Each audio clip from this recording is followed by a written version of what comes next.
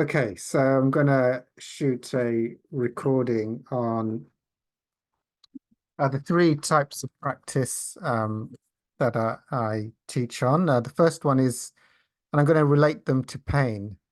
So we've got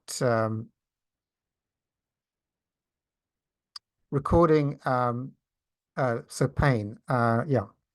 So we've got cancelling of beliefs and prayer. So if I've got pain, one of the ways, so there's three levels, and usually if I am not in a good spiritual space, the one that I can always do is cancelling of beliefs and prayer. So if I can't do the feel the feelings, it's just the capacity to do feel the feelings is not available to me. And if I'm not able to be in the observer of the pain, then I can do non-stop cancelling and prayer. And so if I've got now the thing to do with prayer with pain and prayer is you just start off with whatever it is. Like for example, um, I cancel my belief in neuropathic pain. I'm an infinite being subject only to what I hold in mind. And what I'd say is um, you you I would do that. And this is natural, I think. This is part of humanity. If your ass is on fire, you do it non-stop until it works and you don't stop. I mean, if your ass is not on fire, then you might just do it a little bit throughout the day and take lots of breaks for TV. But usually all humans, myself included, if it's really, really horrific, you'll do it 24 hours a day. And that is the fastest way to clear it. You've got to sort of see it. It's a belief system, and the more you cancel it, the faster you're deleting it. Uh, Also, so you just cancel it. You also find that as you cancel it, you'll get greater intuition. You might then go, oh yeah, actually I'll cancel my belief in in in foot pain. No, actually I'll cancel my belief in joint pain. So as you sort of cancel it, usually you get in guidance and intuition to make it more specific. And also as you cancel it, it will shift. Might shift to general pain to being more pain in your chest. So you just keep canceling, it will morph, and you'll get intuitions telling you to change it and vary it. And that's the way it should go, because you just got to get started. It doesn't matter what you start with, you just do whatever, even if it's just pain in the body. And then it'll change as you cancel it, and then it'll go to pain in the chest, pain in the joints, pain in the left rib joint, pain in, and then it'll shift. And then you'll get, yeah, and then you'll get the other things to do is you may get intuitions, or I'm telling you that it can be a metaphor. Pain is often a metaphor. So you'll get a thing like, oh, it's a pain in the back. I wonder why I'm getting a pain in the back. Maybe I was a pain in the back to other people, and you might do the anti-karma prayer. I think actually the reason I'm getting this pain in the back is because been a pain in the back to other people in this lifetime and others. So I think I'm going to now do canceling my belief in back pain, and I'm going to also do mix in some. I humbly pray to God for forgiveness for the one in me who's been a pain in the neck to others in this lifetime and others. I pray to God forgiveness for one me who's been a pain in the neck to others in this lifetime and others. So there's a deeper symbolic meaning why you're holding guilt and why you're getting a pain in the neck. Or maybe if you're getting general pain, you just burn people generally all the time. I pray to God forgiveness for one me who just pained others by my presence non-stop in this lifetime and others. So you'll get the metaphor. Often, like back pain is like not supporting yourself for others. I pray to God for forgiveness for the one in me who didn't support others when they needed help in this lifetime and others. I pray forgiveness who abandoned others and didn't support them when they relied on me and caused them suffering in this lifetime and others. So you'll start to get messages, and it will change as you keep canceling it. It's a tool in of itself. If you just did it 24 hours a day, every day, you'd get guidance how it would change and how the pain would eventually get released.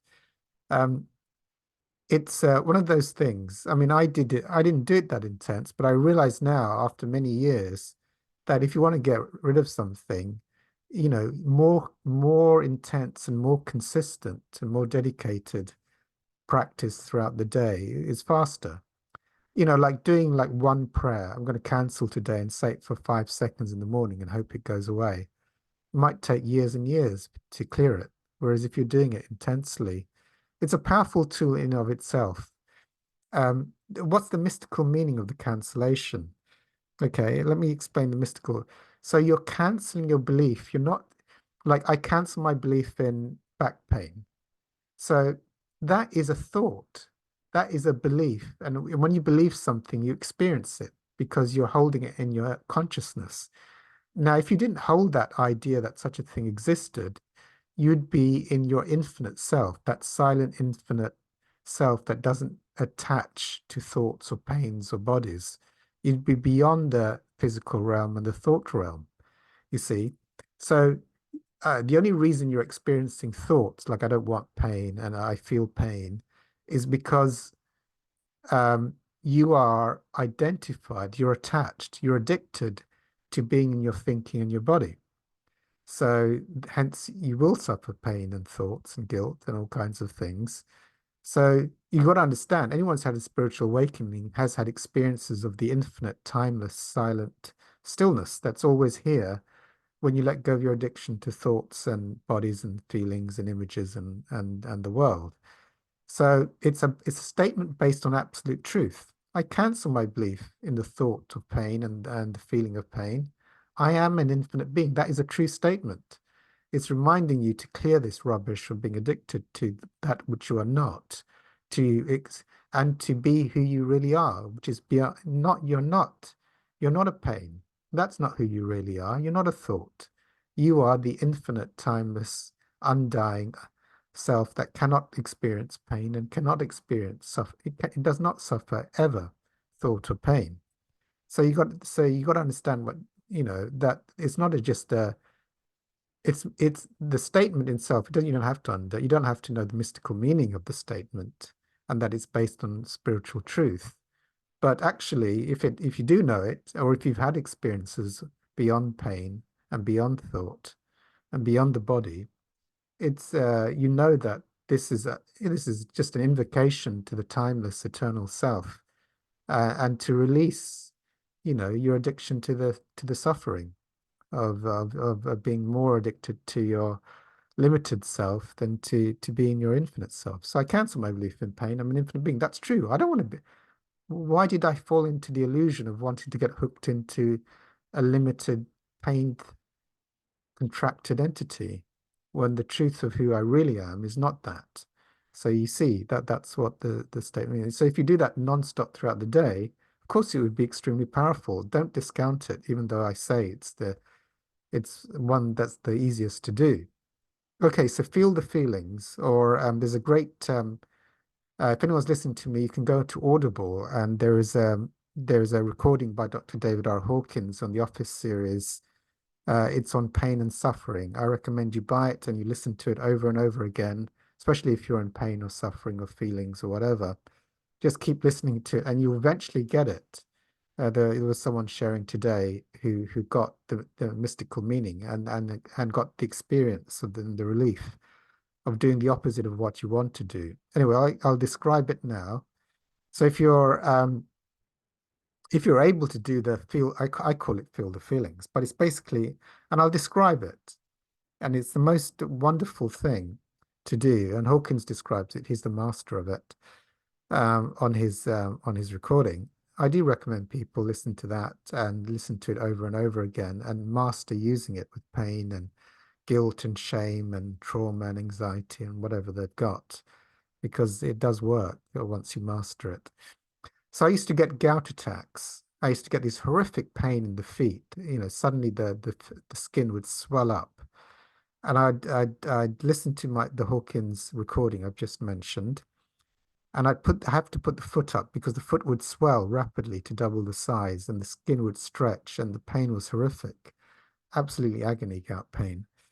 And I had to put the foot on a pillow, and it was like a horrific pain.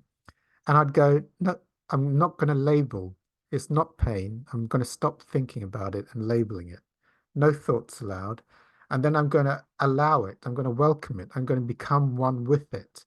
100% welcome it. And it would be like intense agony to begin with. But then eventually it would be like there'd be a resonance with it, and it would get less painful as I stopped resisting it and welcomed it and became one with it. And there was like a resonance. It would become like more like a resonant energy, and then it would become more diffuse resonant energy, and then it would start to dissolve. And it would take 4 hours, and I'd spend the whole 4 hours from agony in my foot to bliss, no pain. And I did this over and over again every time. And within a few years, the gout attacks became less often and they stopped. And I was discharged from the rheumatology clinic, from hospital. So it was just like, as Hawkins mentioned, it's just a repressed energy. And if you don't resist it and think about it and just be with it until it dissolves completely, eventually the illness left. So it was just a belief system. It's just repressed energy and a thought. That's all it was. I did the same with asthma attacks in those early years. I just felt them out. And after a while, they discharged me from the asthma clinic at hospital and said, look, you haven't got asthma, you're fine. So it was mystical, just using that technique, all these illnesses. The kidney failure took a lot longer. The exhaustion, sitting with kidney failure, that took 5 years of sitting with it and feeling out the exhaustion. So that was a very, very long one. But even that passed and the miracles happened. So that's the feel the feelings, and you got to like get into the habit of doing it and practicing every time you've got pain or feelings. If you've got something like chronic pain, non-stop 24-hour pain, I recommend you do like I did with kidney failure. You do like half an hour every day or do an hour twice a day and just sit with it and practice that. Listen to Hawkins and practice being with the feeling and trying to get that resonant. Eventually, you'll get the thing of like you'll do it for an hour and the pain will dissolve and you feel like you haven't got pain and you feel really happy.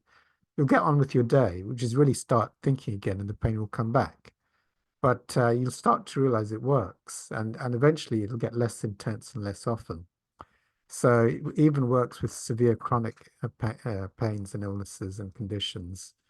I forget what the doctors say. It works on that as well. It's a mystical thing, letting the thoughts and beliefs go and feeling out the repressed energy. So if you can do that, then do that. If you can't do that, just stick to the counselings until you can do this. Now, the last one, if you can do it, of course, it's miraculous, but many people can't do it immediately, which is if you're in a horrific pain, go to the observer of the pain. Now, this is absolutely transformative. And it's happened for me on a few occasions. And it has been like, whoa, 1 minute you're in agony and the next minute it's completely vanished. Um, actually, I'll share a story. Maybe that's more illustrative. So I had kidney failure in my early days. I was meeting a spiritual teacher who did self-inquiry, the observer, who talked about the observer. And obviously I had a degree in biochemistry, so I believe, oh my God, the doctors say I've got kidney failure. So that means I'm going to be in fog and exhaustion non-stop. It's a medical condition. It's not going to go away with the observer. And I felt like that for non-stop. I couldn't remember since I got kidney failure, not feeling like I'm in brain fog and complete exhaustion, half dead. And I went to this guy, the seminar, and he said, like, be the observer. And and suddenly there was an observer of the fog and the tiredness. And then suddenly there was absolute energy and clarity, like I was like a 5-year-old or a 10-year-old bouncing around. And the kidney fog and the exhaustion completely vanished. And I remember walking out of that seminar like I'd never had kidney failure, like I was full of energy. The day was bright in Technicolor, and it was like the bliss of life.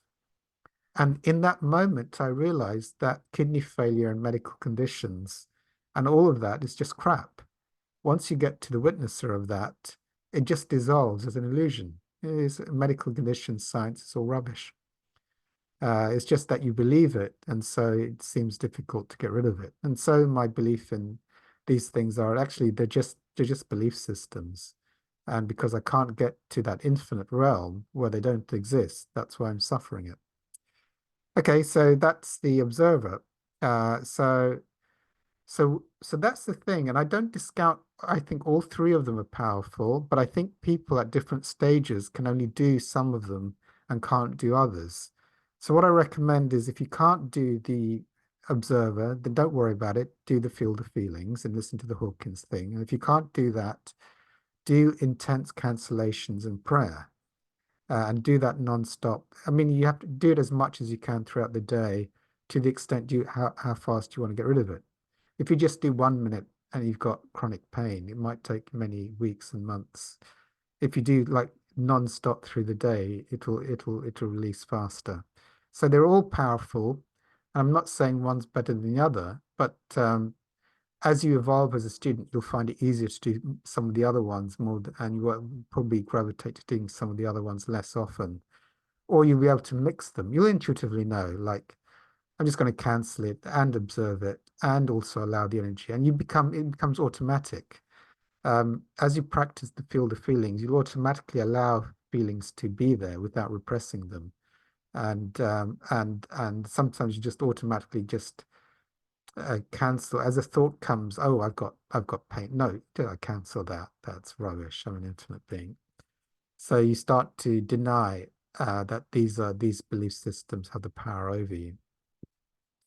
And the observer, the more you practice the observer, there is a self-inquiry group I do. So if you want people who want to come regularly, the more you go to a regular meeting where people are observing, the more likely it is you'll naturally observe through the day, and be able to do the observer throughout the day. So these things become natural and second nature the more often you do them. The more you cancel every day, the more easier it is to cancel every day. The more you practice feel the feelings every day, the more it becomes a natural thing that just automatically happens. You don't have to practice it. It just happens naturally when things happen. And the more you are in the observer and practice the observer as a daily practice, the more that will happen without you having to do it. Okay, so I'll stop on that one. Are you sure you want?